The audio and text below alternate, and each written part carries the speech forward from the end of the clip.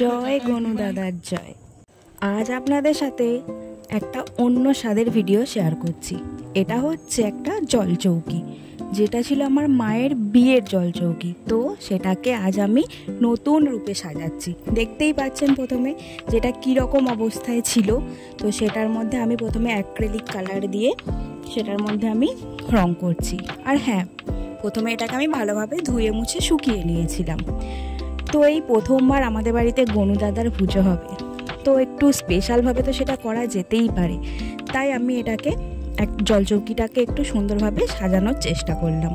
এটা আমার প্রথম ট্রাই, তাই ভুল ত্রুটি মার্জনীয়। আমি একটা ফ্ল্যাট ব্রাশ নিয়ে নিয়েছি, আর ওই অ্যাক্রিলিক কালারটা, রেড কালার যেটা আমি ইউজ করেছি, সেটা প্রথমে আমি এর মধ্যে ঢেলে দিয়েছি, দিয়ে পুরোটাতে কালার করে নিচ্ছি। তো এটা আমি খুব অল্প সময়ের মধ্যেই করেছি। যা মনের মধ্যে ডিজাইন এসেছে সেটাই আমি করে নিয়েছি। তবে হ্যাঁ, এর আগে আমি অনেক টিউটোরিয়াল ফলো করেছি। আর এই যে আমি যখন কাজ করব আমার সঙ্গী আমার সাথে থাকবে না, সেটা কখনো হয়? এই যে পাশে পাহারা দিচ্ছে আমার সঙ্গী ডোডোবাবু। তো চলুন, এটা প্রথমে রং হয়ে গেছে, এটাকে আমি কিছুক্ষণ শুকোতে দিই। শুকোতে দেওয়ার পরে আমি মেন কাজে আসবো। তো এটা শুকিয়ে যাওয়ার পর ঘন্টা দুয়েক পর আমি এর মধ্যে সাদা রঙের অ্যাক্রিলিক কালার দিয়ে আমি আঁকার চেষ্টা করছি একটা স্বস্তিক। জানি না কতটা কেমন কি হচ্ছে, তো কিছুটা নিজের মতন করে চেষ্টা করছি।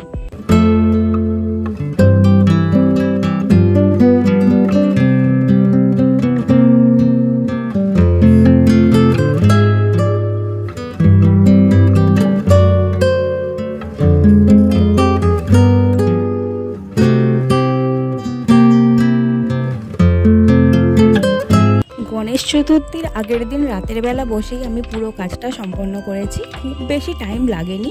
তো প্রথমে মাঝে স্বস্তিকটা করে নেবার পর মনে হলো চারদিকে একটু বর্ডার দিয়ে দিলে বেশি দেখতে ভালো লাগবে। তো চারদিকে আমি এখন একটু বর্ডার দিয়ে নিচ্ছি।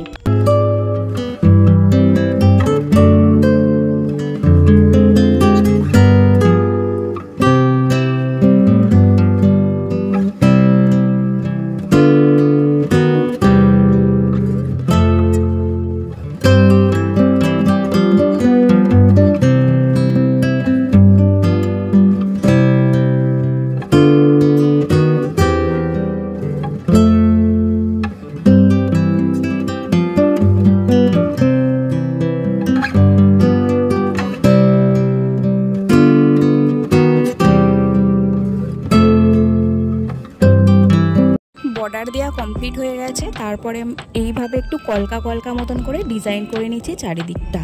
খুবই সিম্পলের মধ্যে ডিজাইনটা রেখেছি, কিছুই হাবজি জাবজি কোনো ডিজাইন নেই। তো আমার মনে হলো সিম্পলের মধ্যে এটাই বেশি পুজো উপলক্ষে এলিগেন্ট দেখতে লাগবে, কেননা মাঝখানে স্বস্তিক আছে।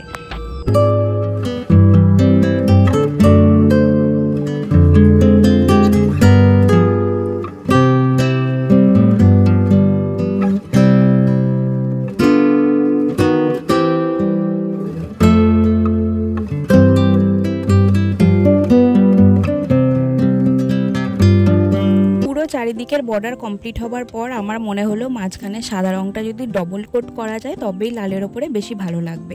তাই আমি স্বস্তিকটাকে আরেকবার ডবল কোট করে নিচ্ছি। আর এটা যেহেতু আমি প্রথমবার করছি, তাই এখানে কোনো রকম আমি ভার্নিশ ইউজ করিনি। আর রাতের বেলা করেছিলাম, রং শুকোনোর পর ভার্নিশ করতে করতে সকাল হয়ে যেত। পরের দিন সকালেই গনু দাদার পুজো ছিল, তাই আমি আর ভার্নিশ করিনি। মোটামুটি এটা এরকম দেখতে হয়েছে। তো আপনারা দেখে জানান কেমন লাগছে। আর যদি ভালো লেগে থাকে তো আপনারাও এই সহজ টিউটোরিয়ালটা বাড়িতে ট্রাই করতে পারেন আপনাদের পুজো পারপাসে। ভিডিওটা ভালো লাগলে লাইক, কমেন্ট, শেয়ার করবেন আর আমাকে সাপোর্ট করে পাশে থাকবেন। বাই দ্য ওয়ে, চ্যানেলটা সাবস্ক্রাইব করতে ভুলবেন না।